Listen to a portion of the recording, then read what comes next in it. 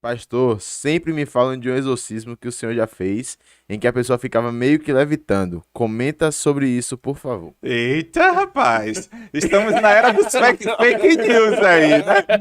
Veja, deixa eu explicar melhor. Eu não fiz nada.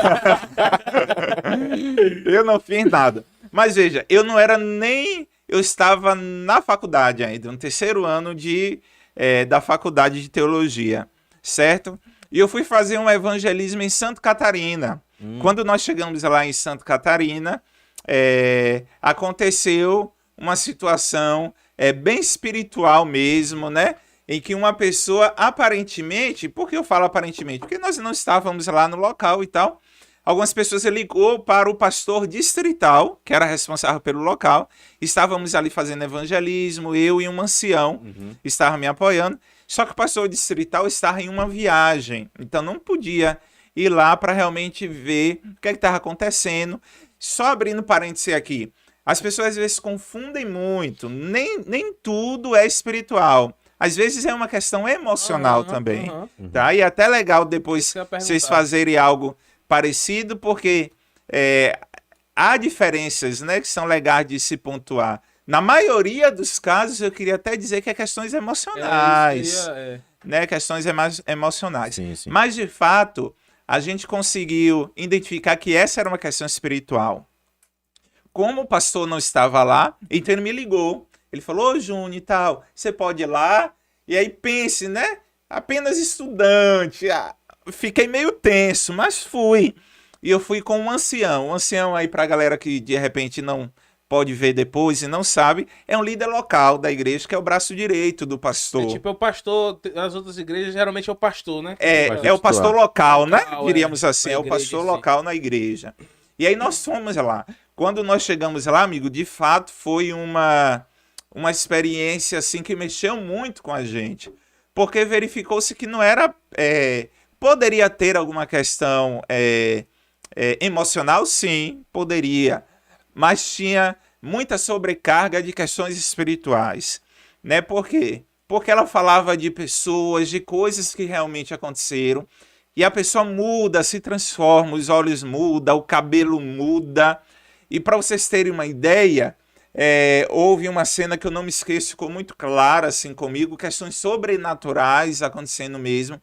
Ela conseguia passar de um sofá para o outro com uma distância gigantesca, que nem a gente pulando a gente conseguia, e ela como se ela estivesse flutuando mesmo, né?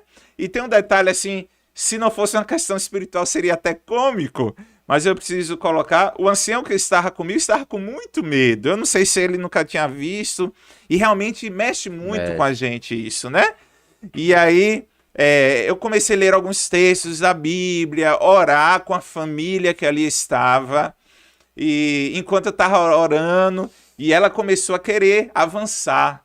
Ela, em tese, né, a gente entende que ela estava realmente sendo coordenada por um espírito maligno, né? Era questão espiritual mesmo.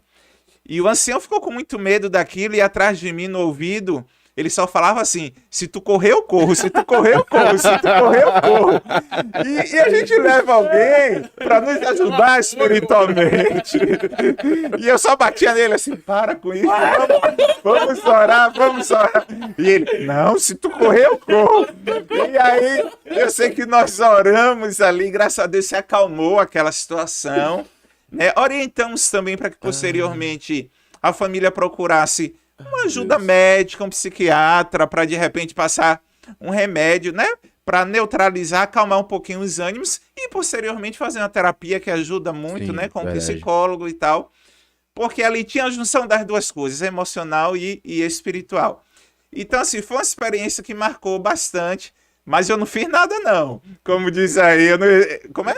Fiz o... Exorcismo. Eu não fiz isso aí, não. O que nós fizemos lá é o que nós poderíamos. Sim. Orar com a família, cantamos, lemos textos da Bíblia e fomos embora, né? Entramos no carro E eu falei, mas que homem frouxo tu é, viu? Eu nunca tinha visto isso, pastor, nunca.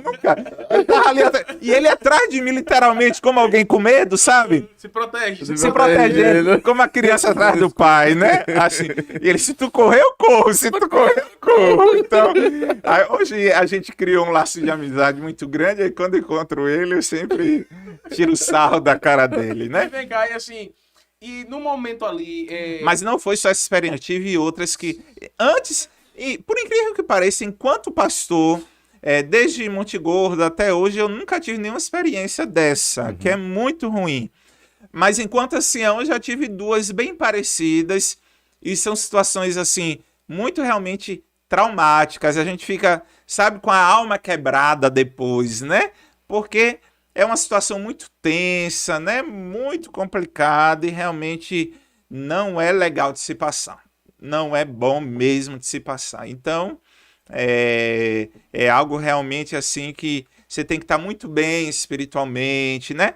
Com a mente muito boa, porque assim, Satanás ele é muito sujo. Com certeza. Porque não apenas no sentido de falar coisas, mas também de inventar coisas ao respeito. Satanás, conforme diz a Bíblia, é o pai da mentira, né? Então, se você não estiver legal emocionalmente e tal, não necessariamente você precisa ir até o local, interceda da sua casa, do seu trabalho, de onde você está, e a oração também será ouvida pelo Senhor. Com certeza. Né? Então, é importante você não apenas estar presente no caso em si, mas onde você estiver, levar o seu pensamento a Deus, porque uma corrente de oração tem mais eficácia e mais poder. Né?